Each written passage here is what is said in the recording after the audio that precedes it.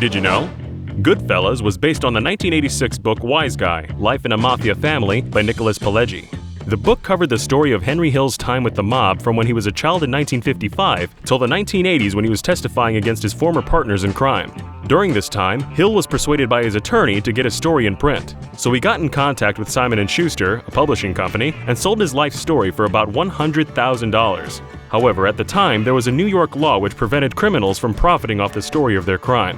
The state demanded that the publishing company turn over all of Hill's profits, but Simon & Schuster petitioned all the way up to the U.S. Supreme Court, where they declared the law unconstitutional due to it being in conflict with the First Amendment. Hill met with several writers and eventually picked out Nicholas Pileggi to write the book. Pileggi would conduct the interviews with Hill in person and over the phone. Hill recalled, "It was like therapy for me. Sometimes Nick's wife Nora would answer the phone and tell me, 'Hey, Nick is sleeping. What's the matter, Henry?' Meanwhile, she was picking my brain for a script she was writing. I had no idea. She was on the other end taking notes. I never got a penny for it, but Nick had been so generous with me that I just let it slide." Nora Ephron, who is known for writing comedies such as When Harry Met Sally, used the notes to write My Blue Heaven, which released in theaters 1 month before Goodfellas and can be seen as a comedic sequel of sorts as it's loosely based upon Henry Hill's life in the Witness Protection Program. Although the names of the people are changed, My Blue Heaven included some intimate details not included in Pileggi's book, such as Hill continuing to get into legal trouble while in hiding and him being married to 2 women at once. When director Martin Scorsese read Wise Guy, he was impressed by how real it felt and that it didn't try to make the reader feel sympathetic towards the characters. Scorsese was interested in how gangsters live their everyday life. He started to picture how it would look on the big screen and immediately got in contact with Pileggi in order to do a movie adaptation. Pileggi and Scorsese collaborated on writing the screenplay and both decided on the title Goodfellas instead of Wise Guy, so that it wouldn't be confused with a Brian De Palma film and a running TV series at the time. We were good fellas, wise guys. Writing the script was a challenge for the two, as they had to reduce 3 decades of Henry's life to under 2 hours and 30 minutes. They focused on just the key scenes to show Henry at his greatest and at his weakest, and all the material in between was removed. They didn't have any mention of Henry spending years in the army, but other moments like Henry and Karen's entrance into the Copacabana nightclub were more fleshed out.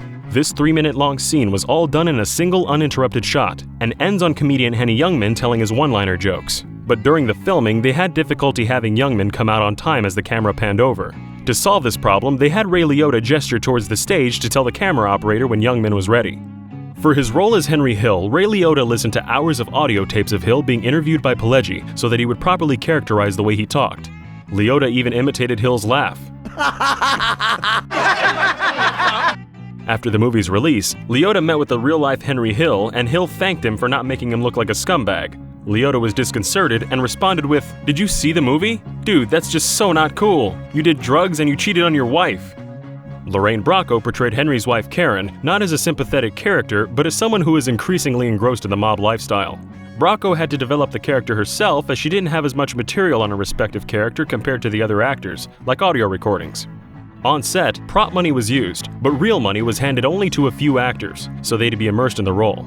Bracco, wanting to feel pampered as well, rejected the fake jewelry given to her, and the production designer had to run out and rent real gold jewelry in time for filming. Robert De Niro used every resource available to find out more about his character, Jimmy. Pileggi gave him unused research information for the book, but it was still not enough for De Niro as he called up Henry Hill multiple times a day to find out Jimmy's mannerisms, everything from how he holds a cigarette to his ketchup pouring technique. Federal prosecutor Edward McDonald, the attorney who got Henry Hill into the Witness Protection Program, played himself in the movie. This came about when the studio sent someone to take pictures of McDonald's office as a reference for the movie set, and McDonald casually asked who would be playing him in the movie, and when he heard no one had been casted yet, he offered to do the role himself. For a couple of months before filming, Paul Sorvino, who played Paulie, thought his acting would ruin the whole thing, and was desperately searching within himself on how to portray the coldness of a gangster. Then, just a few days before the shoot, he glanced at himself in the mirror and suddenly found the look of a killer needed for the movie. In 1986, when Martin Scorsese directed Michael Jackson's music video Bad, he met Jackson's manager, Frank DeLeo. Later, Joe Pesci suggested that DeLeo should play Paulie's brother, Tootie, the one who ultimately kills Pesci's character. In the script, Tommy's killer wasn't named, but because of DeLeo's credible performance, he was placed into additional scenes.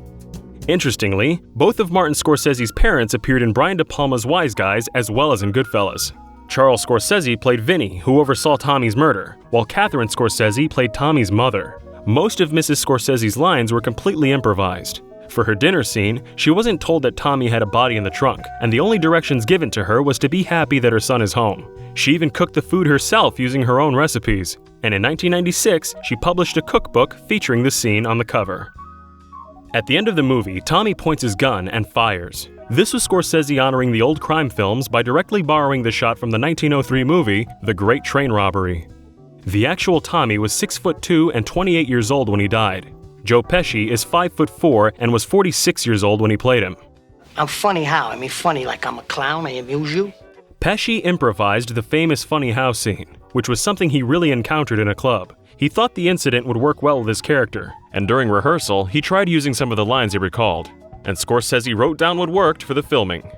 Joe Pesci won an Oscar for Best Supporting Actor, Goodfellas' only win out of its 6 Academy Award nominations. Pesci was so surprised by his win that he didn't prepare a speech and delivered one of the shortest Oscar acceptance speeches in history. Oh, it's my privilege, thank you. And in 1998, Pesci released a music video for his rap song, Wise Guy, which has a chorus that borrows lyrics from Mr. Rogers' Neighborhood. Don't do blow and I don't sell crack. Stay alert, I got someone to whack. I'm a wise guy.